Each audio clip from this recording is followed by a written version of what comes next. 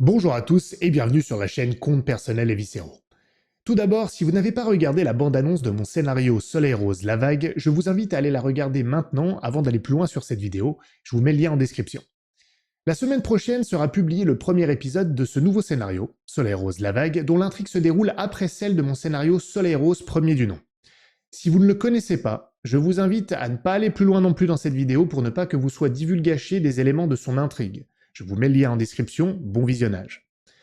Avant que mes joueurs ne jouent La Vague, le présent scénario, je leur ai envoyé une aide de jeu pour leur donner du contexte et commencer à les immerger à nouveau dans cet univers. Cette aide de jeu prend la forme d'une interview sur un média de l'univers de Soleil Rose, Symphony News.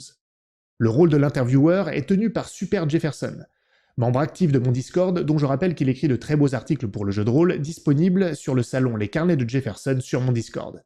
Super Jefferson, ce fut un plaisir d'enregistrer cette aide de jeu avec toi et je vous invite tous à l'écouter maintenant en guise de mise en bouche. Bonne écoute et à la semaine prochaine pour le premier épisode de Soleil Rose, La Vague.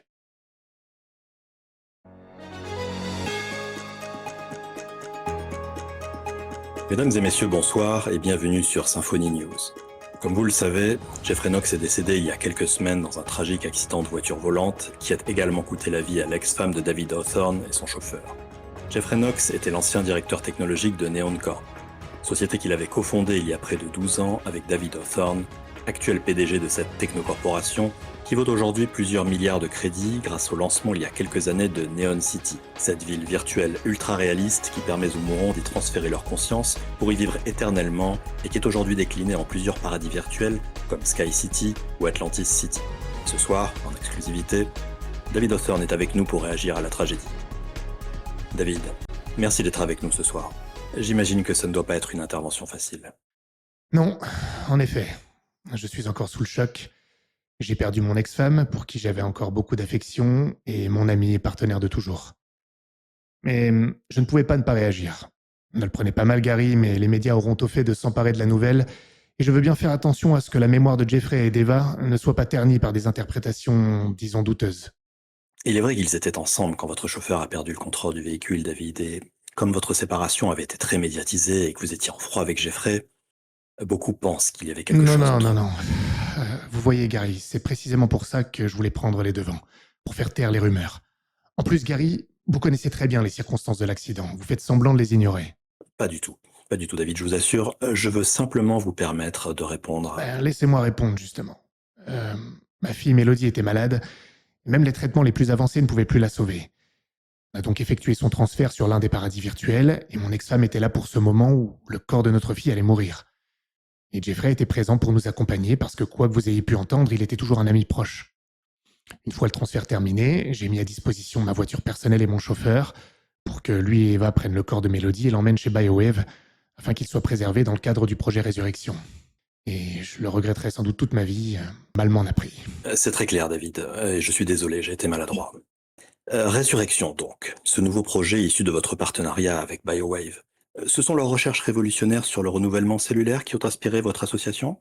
C'est la maladie de Mélodie qui a amené à ce partenariat, vous pouvez le dire, Gary. Elle était traitée chez BioWave, comme vous le savez, et même si les traitements ont d'abord été prometteurs, ils n'ont pas suffi. L'idée de réintégrer dans leur corps les consciences transférées sur notre réseau de paradis virtuels est née comme ça, et Neon Corp et BioWave vont donc sceller ce partenariat.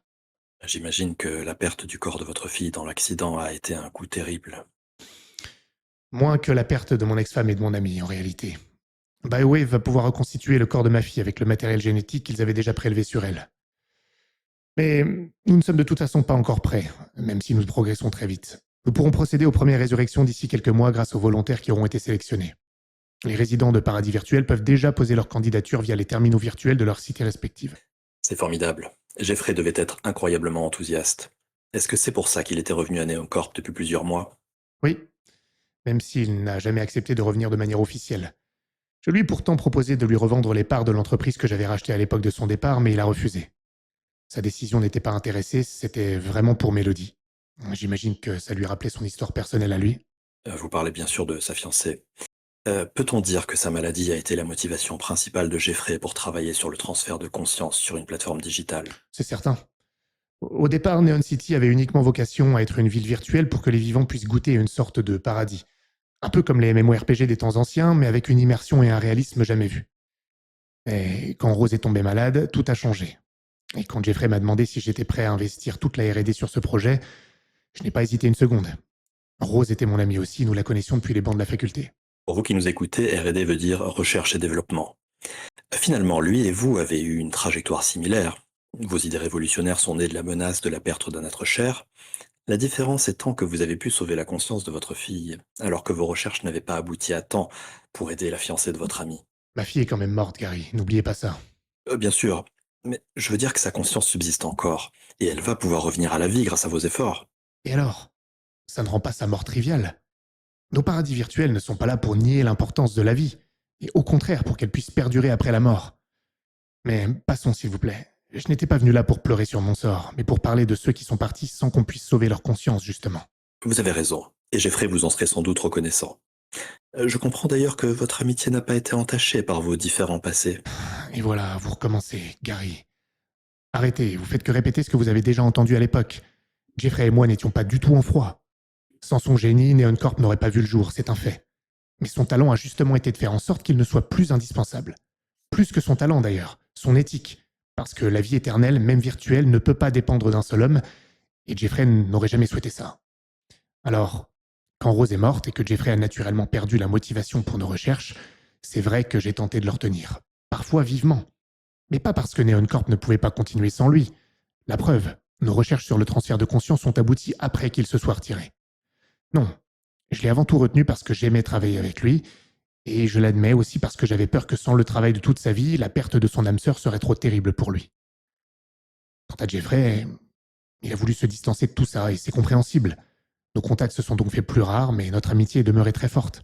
Et encore une fois, la preuve, il a accouru dès que je l'ai sollicité pour Mélodie qu'il aimait comme sa nièce. Avez-vous un message à faire passer, David? Peut-être un mot pour votre ami? Hmm. Non, pas pour lui en tout cas.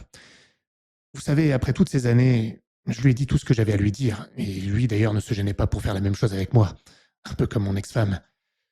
Mais un mot peut-être pour ceux qui nous écoutent, une requête. Lorsque vous arpenterez les rues de Neon City, ou l'un des autres paradis virtuels après y avoir transféré votre conscience, ayez une pensée pour mon ami, car si vous avez la vie éternelle, c'est grâce à lui. Ayez une pensée pour Jeffrey Knox. Merci, David. Et félicitations pour le projet Résurrection qui va, j'en suis sûr, révolutionner le monde.